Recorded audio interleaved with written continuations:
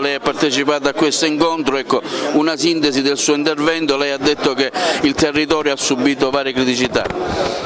Il territorio è stato vulnerato notevolmente sia nel tessuto idraulico che nel tessuto viario e soffre parecchio l'agricoltura e anche tutta l'attività commerciale in genere. Occorrono e si stanno già avviando tutta una serie di lavori nel sistema fluviale con un intervento di oltre 18 milioni di euro predisposto dal governo regionale. A questo si affianca il sostegno della ordinanza di protezione civile che è stata emanata giusto il 15 di questo mese e per la quale già ci siamo messi al lavoro.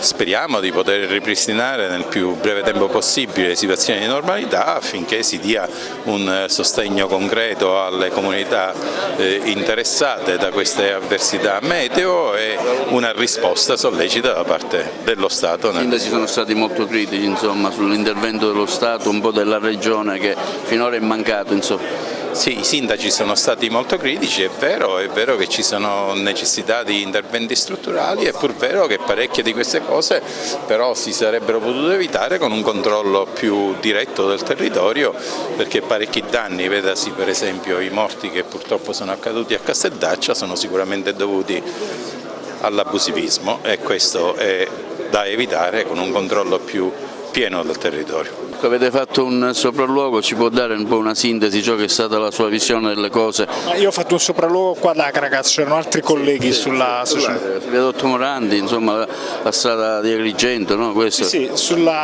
viadotto Morandi noi abbiamo degli interventi da eseguire tra poco, che sono praticamente la ristrutturazione dell'intero viadotto, sia sulla parte dell'impalcato che sulla parte delle pile. Quindi con l'anno è stata fatta già l'aggiudicazione definitiva dell'accordo quadro e ora aspettiamo i tempi tecnici per l'aggiudicazione efficace.